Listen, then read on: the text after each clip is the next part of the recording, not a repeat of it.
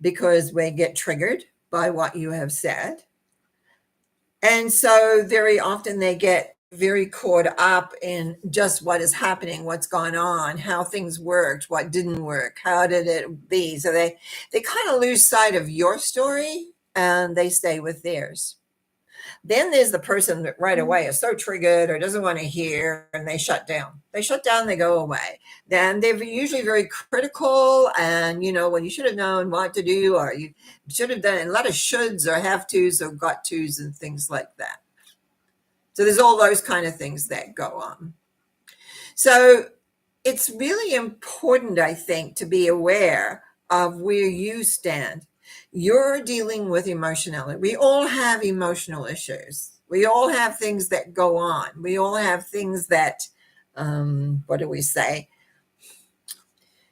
Yeah, that haven't been the greatest, though we've worked through them. And that's part of growth. That's part of learning. That's part of understanding. And so we ride until we ride above some of those emotional elements, maybe that are still there, some of them. So when another person is telling you an emotional story of their life, you can get triggered and then you kind of shut down and because it brings up all the things that are unresolved within you.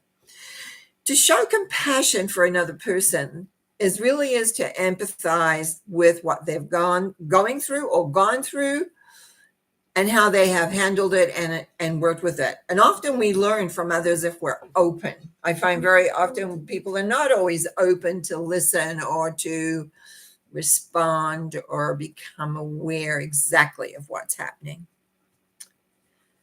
So I think there's two levels here. One is ourselves. Do we get like this? We don't want to hear it. We don't want to know about it. Just go away and, deal with it. And that's that kind of hard shell that we can often get because we get triggered by what someone else is saying. Instead of showing compassion and empathy, we are showing resistance. And I'm going to say sometimes a little bit of fear, because when a person tells you a story, our minds follow the story. And if you've had something similar, we get what we call triggered. You get triggered and it's like you don't want to hear it, you don't want to know it, and maybe they handled it and maybe you haven't handled it totally yet. See, our memories are full of emotional issues. Most of them we resolve bit by bit as we move through the years, and maybe things don't come up and we kind of put them in perspective. But there are some things that are very raw. And we find ourselves triggered as these stories that we hear from others are similar. I had to learn how not to be triggered by others. As a psychic consultant, I hear all sorts of stories. And I had to learn not to be too distant, but to empathize so that I could be there to aid and help and create. I took a lot of counseling courses so that I knew what to say or what to do. But still, some things can get really into where you've been. It's like, I know how that feels. But is the other person, they're telling their story, but do they want to really hear solutions? Not always. And if it's personal, I say work to not be that. If it's a client, yes, I will definitely work on solutions. But mostly, we want to take a look at how that is affecting us. I'm just talking about us in general conversation. We are people. We are humans. We have feelings. We have all sorts of things that happen, that go on, that come aware or not aware. We feel different elements. As always, when I kind of was thinking about what am I going to talk about today, and then this whole thing about compassion and empathy came up. And so what everybody really, really wants is acceptance and understanding.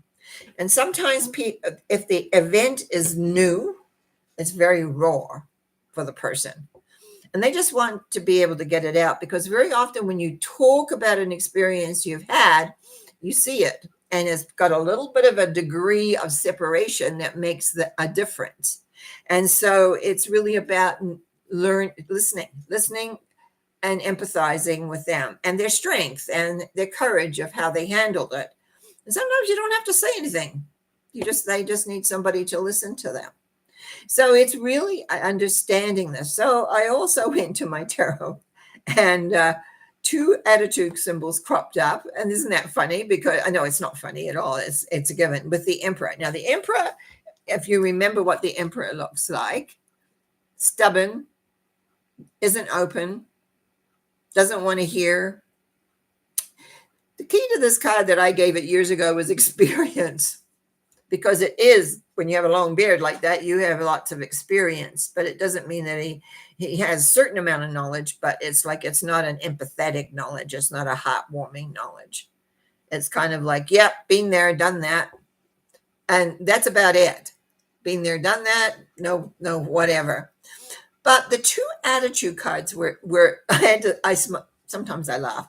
I laughed at this because it's so appropriate.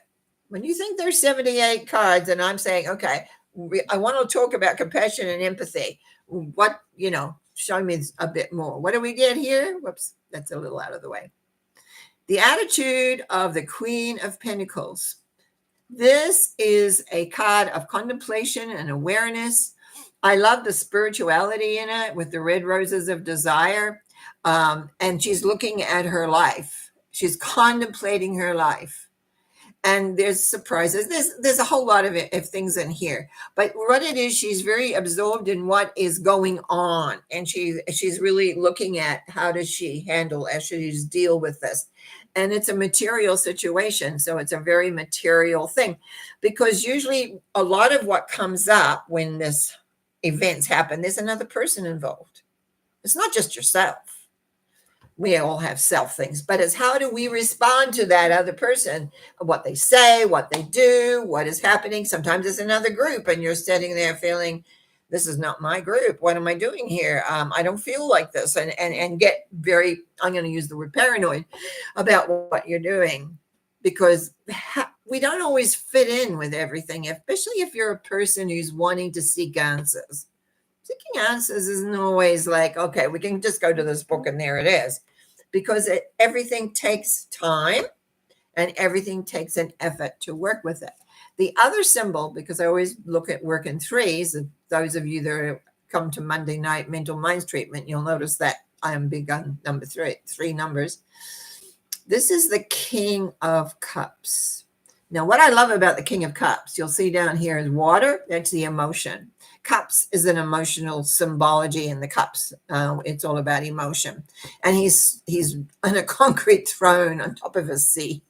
So there's a determination here, and there's definitely a stubbornness. But he also has knowledge and awareness. His past. There's something in the way the king sits, which is he looks backwards in his eyes. He's looking back into his past.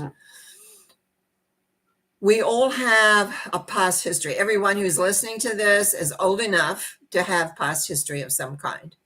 Sometimes our childhoods are not as nice as we would like. Sometimes they're okay. Sometimes they have an event in them that is quite traumatic. Sometimes they don't. Sometimes you have a wonderful childhood and then you hit teenagehood and things can change, but then you get out in life and things change again. Decisions that you make will have an effect in your life. So when you're sharing some of your events of life, do the people that you're talking to show compassion? In other words, they listen. And do they show empathy? And often in the empathy is where we say, oh, I've had something similar, and again, you would have to choose whether you give a solution or not. Often people just want you to hear what they have to say. And so for me, I'm a bit of a solutionizer because of the work I do. But it's like understanding how all these things work, how they all come together, how they all work for you. And the key is to look at yourself. Do you have compassion and empathy for you?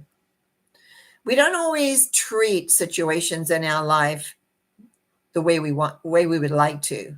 We don't always, when we look back in our memory banks, I don't know, I know I have done this at times, thinking, oh, how come I responded that way? And that's because we didn't know how else to respond, because we get triggered emotionally, and in getting triggered emotionally, many things happen. So it is important for us to really understand that we accept things, what's happened. We have empathy for ourselves. We understand what has happened, and we grow from it. But I also want to talk about when we're dealing with other people's stories, when we're listening to where they are. We have no judgment. We just listen. And if they want to hear, if you want to say, do you want to hear my take on that? Give them the right to say yes or no. Not everybody wants to hear what you want to say. I quite often ask my clients, do you want me to take a look at that? And 99 times out of 100, they'll say yes. Can you look at that? Can you tell me a bit more about that? Or to look at this person or that person. That's the ability that I have, and to help, to understand, because I have empathy in their situation. We all have situations, and we don't always know whatever is right. So I want you to think about that. This is my Sunday thought, to think about, are you compassionate? Do you have empathy? A, for yourself, and for anybody else that you're having a conversation with.